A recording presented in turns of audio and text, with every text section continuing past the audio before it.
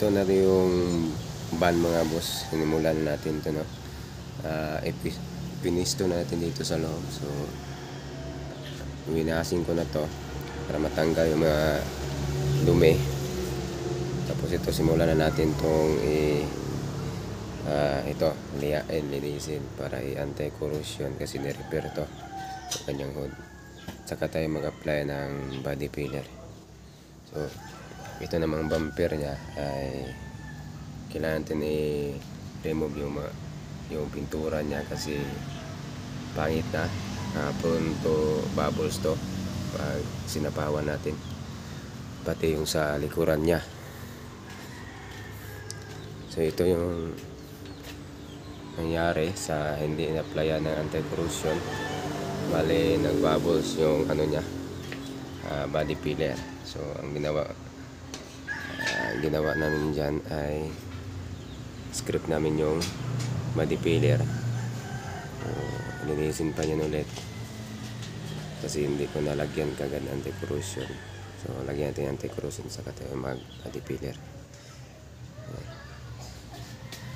Pati ito remove natin itong bumper na to para maayos, hindi mag-bubbles.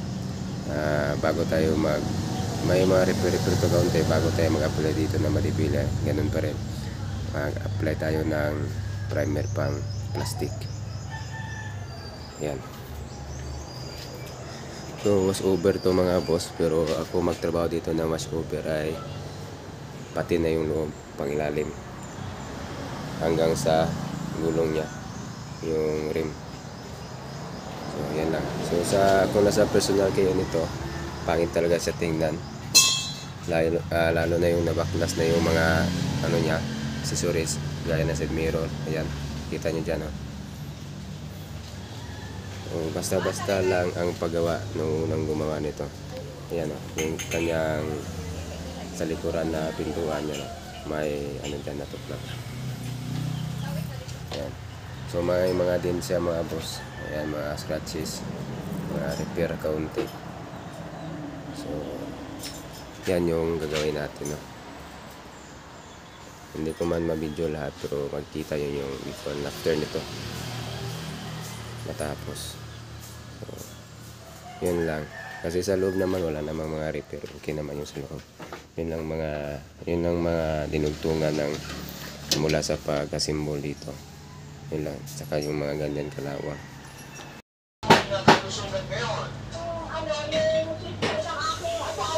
Kumusta na yung sis na asawa po ninyo? Ay, sana po, nagawa po siya. Nagawa po po yun. Ano yung bukol? Opo, hindi pa, kasi siya na itlog. Nagawa po siya. Dahil po saan? Dahil po dito. Ano pang hinihintay mo? Simulan mo na rin ang pag-iinom ng Rice Cup Expert Coffee for Minutos 1. Sunrise, sasalubong sa ilong lumana, papasila at papasaya. Sabayan natin ang sunrise. Come on, get up and rise.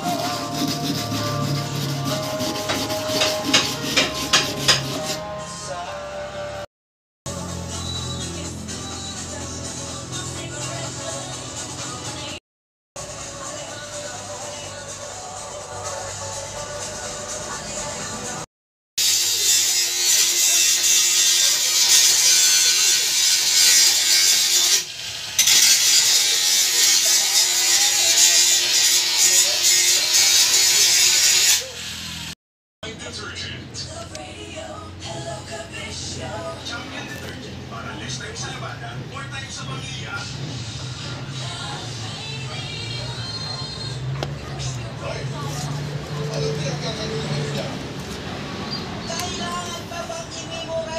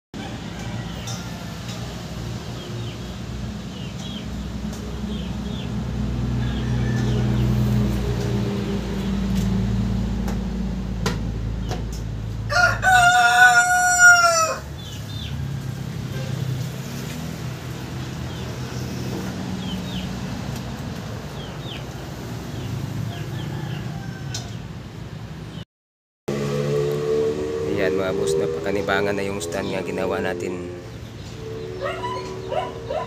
Yan.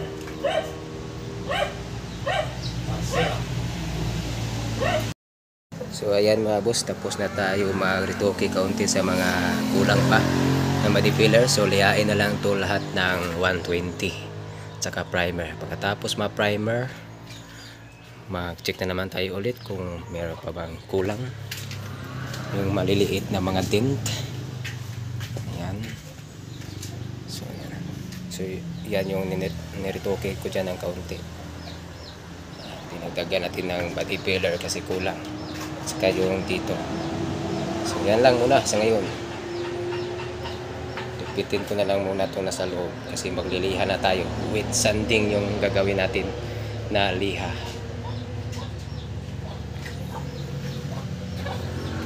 Yan. So ayan.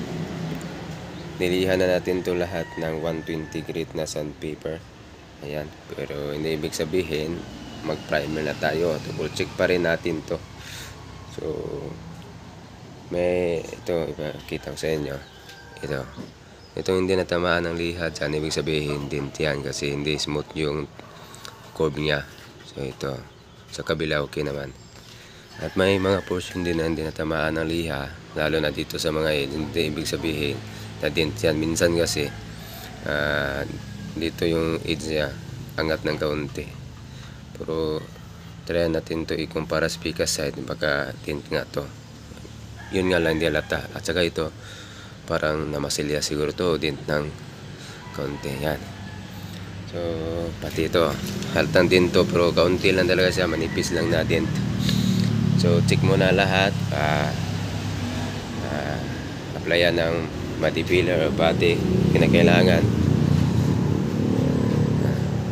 Ito kasi mga boss, minsan talaga pag ganitong mga unit surplus, yung mga ibang dent na maliliit mula pa sa pag-assemble hanggang sa may binta. So ito siguro sa nagmamahari na ito dati. May mga dent. Ayan. Nag-check natin. Pag wala na tayong makita, tapos pag ihante lahat, saka na tayo mag-primer. Ayan. Dito sa kabila din. So ito lang yung in-applyan ko ng body filler. Ito. Pero ito yung luma niyang body filler. So nakita na sa ibig sabihin hindi yan pantay. Napansin ko na rin yan bago ko mag-apply dito. Meron talaga isang kaunting mga dent. Manipis lang. Pero pag naging ano kasi yan, makintab na. Kasi itong kulay na to, walang clear coat. So kulay lang talaga siya, as in plain na kulay. Pag tayo nagpintura dito, may clear coat tayo. So pag naging loose na, mahalata na yung mga kaunting parang slope, ganun, na din na maliliit na tricky talaga siya mapansin sa ating mga mata. Hindi kasi kagaya ng pipintura tayo ng mga kutsi, ganon, mga brand new. Hindi naman yung symbol, buo yung dinala dito, o buo yung sasakyan, walang cutting. Kaya pag may damage, nagpo-focus lang tayo sa isang panel or magpa-wash over, tapos merong damage, madali natin makita. Pero depende pa rin sa mga sa katagalan na ng sasakyan, kasi minsan din pag matagal na rin yung sasakyan, pangit na yung pintura, mahirapan ka din doon. Kaya meron tayong kailangan isa lang alang bago tayo mag-primer. Paulit-ulitan talaga tayo mag-check. Yan. So ayan mga boss, niliha ko ng 120 lahat tong sa taas niya kasi hindi smooth yung transition. Ayan, may mga portion na hindi dumikit. Ito yung mga bilog-bilog. Manipis lang kasi pintura nito, walang clear coat, walang finishing coat, bali ano lang, basta clear coat, kulay lang to siya. So original kulay nito, ito metallic, silver, tapos ang kulay na niliha ko itong maroon. Yan. So niliha ko na lahat, hindi ko na ginamitan ng pit remover, liha lang kasi manipis lang naman, walang clear coat, no? So yan. So ito lang bubong liyain natin lahat kasi ito naman yung nabibilad sa araw. So mga hindi na tinamaan sa hindi nakuha lahat sa pagliha, yan yung mga minor tint. Ayan. Liyain natin paninguro para iwas tayo sa back job or bubbles o yung lumulubo. Kadalasan kasi yung lumulubo dito sa taas na yung nabibilad ng araw. Ayan. Yun lang. Hindi ko na gamitan ng paint remover kasi manipis lang yung pintura. Pwede lang maliha. Ito yung luma yung body filler. Ang inyong kamatay. Sinulat ni Rolly Gonzales tungkol sa direksyon ni Tis James. Musika iparong ni Lance Wander Ishikawa.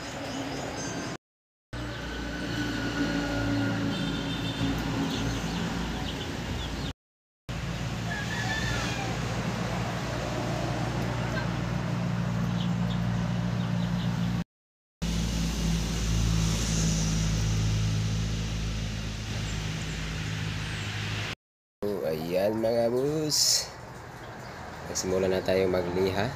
So kanina niliha ko siya ng dry sanding. Ang ginawa ko, ginamit ko yung binili kong sanding sponge. I think nasa 400 grit plus, hindi naman siya abot sa 600 kasi medyo rough siya kung ikumpara sa 600. So ultra fine yon. Yan. So ito yung pinaka-exciting part, isa sa pinaka-exciting part para sa akin, yung magliha ka tapos ganito na siya kapantay. Worth it yung hirap mo at pagod. Yan o. Ganda. So tapos na yung sa taas, naliha ko na. So ginamit ko palang liha dito 600 grit. So hindi na ako gumamit ng 800, dito na ako sa 600. Siyempre yung primer natin dito ay medyo makapal talaga para malihan natin ng maayos. So yan, update natin to pag nabugahan na natin soon. Ayan.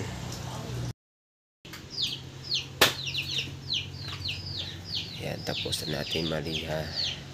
Na-washing ko na siya. Ipa-dry ko muna to mga 2 araw siguro para sure na wala ng tubig, saka tayo magbuga ng kulay. Yan.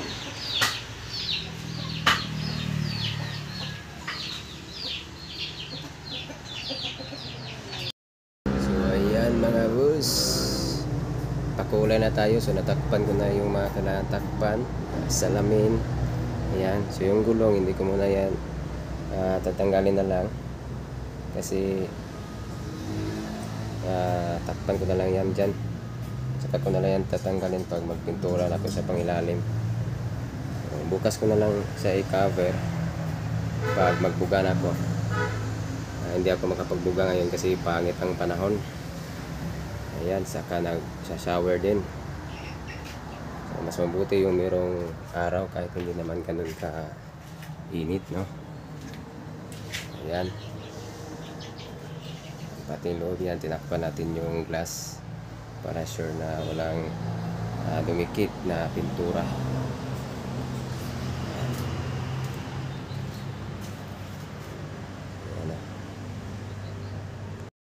Meron kasi akong 2 bumper dito sa labas, oh.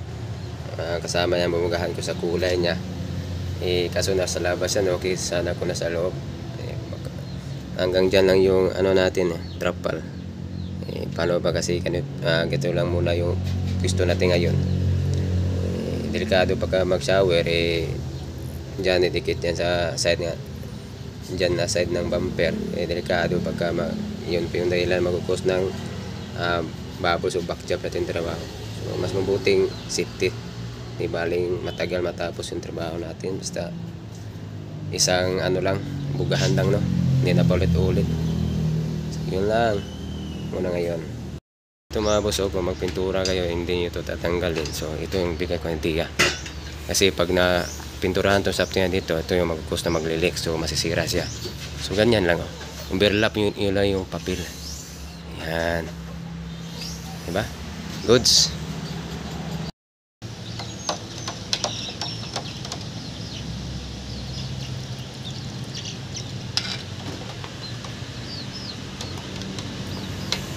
So ayan, nakapagbuga din tayo mga lusing.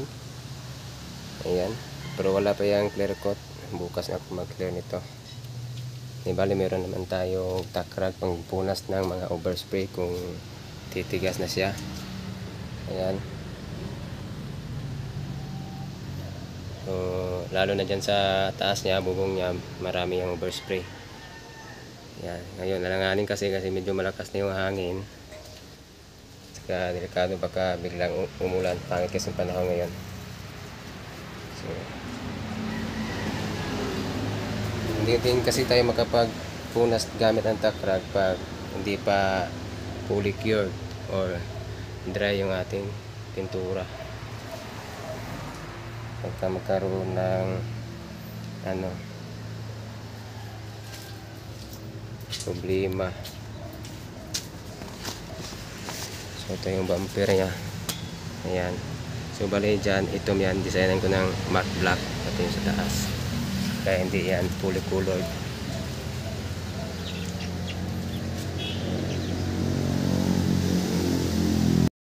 So ayan mga boss, tapos na ako ng linis. So ganito kadami yung mga overspray na nakuha natin.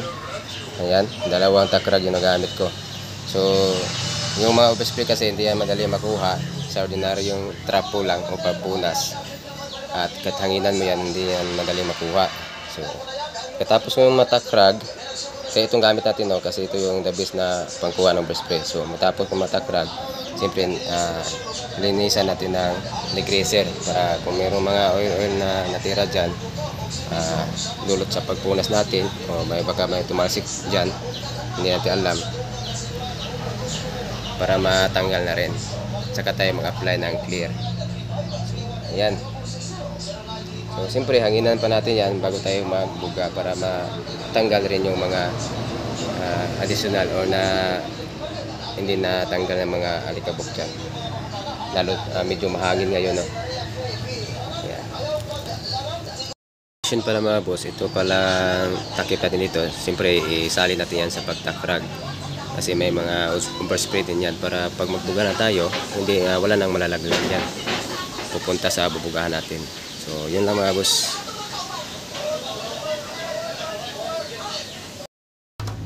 Clear.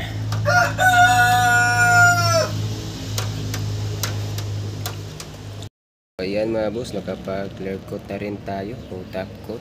Ang ginamit pala natin dito na top coat ay yung gold lang kasi mura lang din kasi yung labor at materials natin sa repair at pagpintura. Hindi kagaya nung mga ginagamit ko sa surface.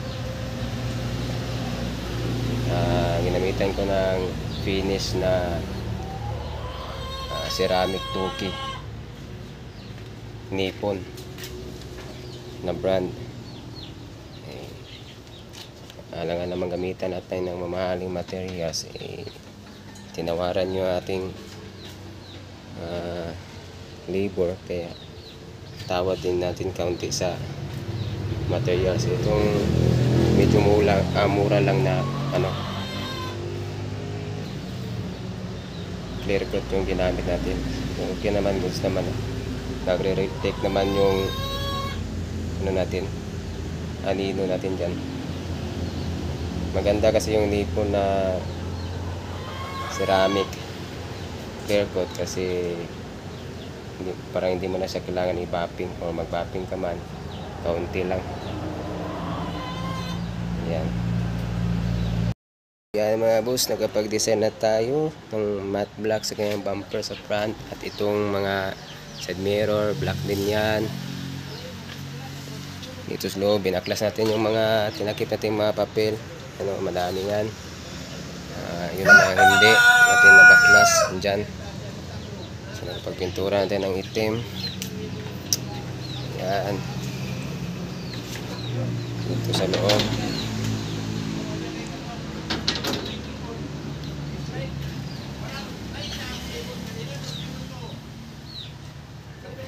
Well, ito na lang yung isa sa kulang, kanyang dashboard. Ayan. Kaunti na lang talaga. So ito lang inabot sa ating budget, no, sa labor and materials. Mura lang din kasi itong labor and materials natin. Ayan. Ayan, tapos na. Kasi na lang natin ito. Ayan. So gloss lang ang kulay nito, hindi siya flat clear or flat yung result kasi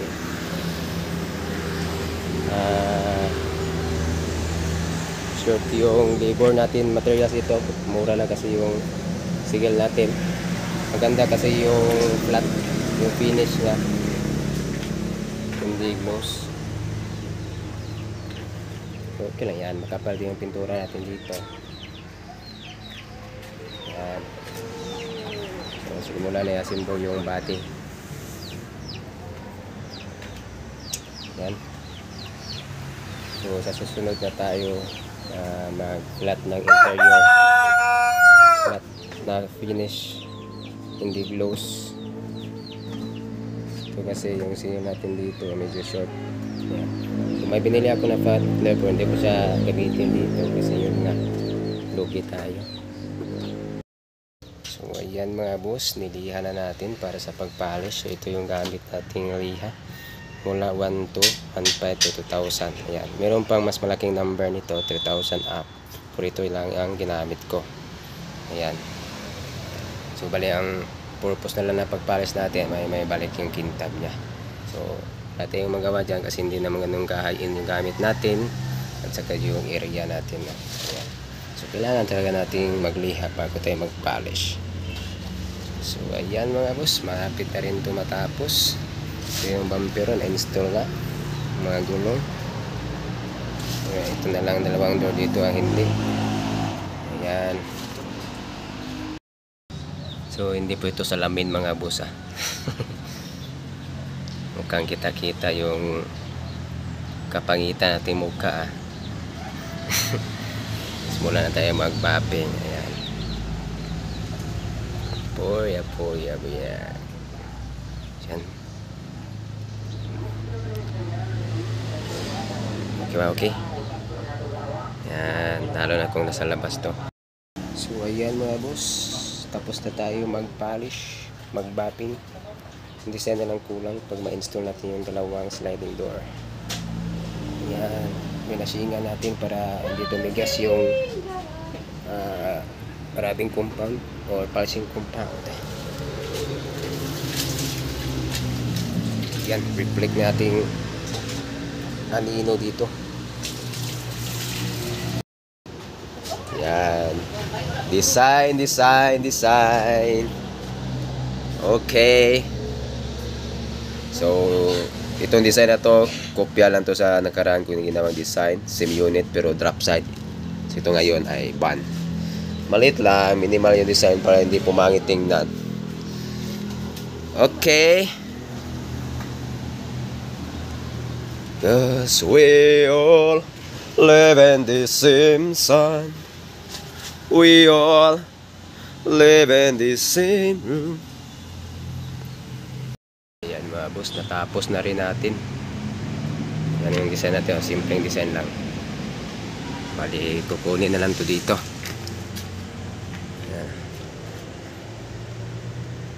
Ayan.